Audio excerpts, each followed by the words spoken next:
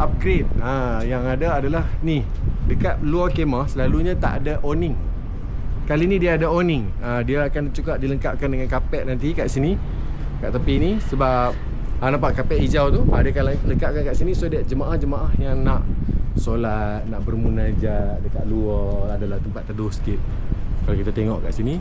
Dan ini dia toilet ataupun tandas baru yang dilengkapkan untuk jemaah-jemaah Muassasah Malaysia. Dan ini adalah salah satu toilet tambahan yang disediakan. Tak apa, kita try masuk, tengok macam mana nak masuk ke toilet ni.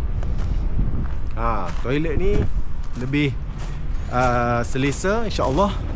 Toilet lama masih ada, cuma ini adalah toilet tambahan. Toilet tambahan. Saya cuba masuk lah, tengok sebab bukan senang lah nak dapat peluang sebelum kita punya bilik ni pun tak siap habis lagi. So kita try masuk toilet ni. Wow, okey. Toilet dia cukup luas, ada tempat duduk. Kita tengok ada shower ke tak kan? Ada shower tak? Okey, ni contohnya toilet jangkung. Ada tempat sangkut ihram. So boleh tengok sendiri kat sini. Ni toilet dia ada ni. Shower tak ada. Dia toilet lah kan. Sifat dia toilet.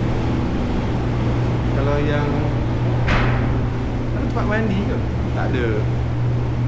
Ni toilet cangkung pun ada. Tak fully bersih lagi. So pastinya dia akan dibersihkan. Kalau korang nak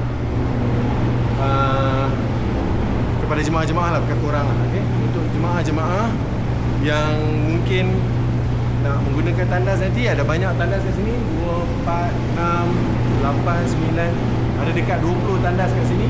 Boleh guna nanti, insya-Allah. So ni toilet lelaki lah. Okay, kita jumpa lagi.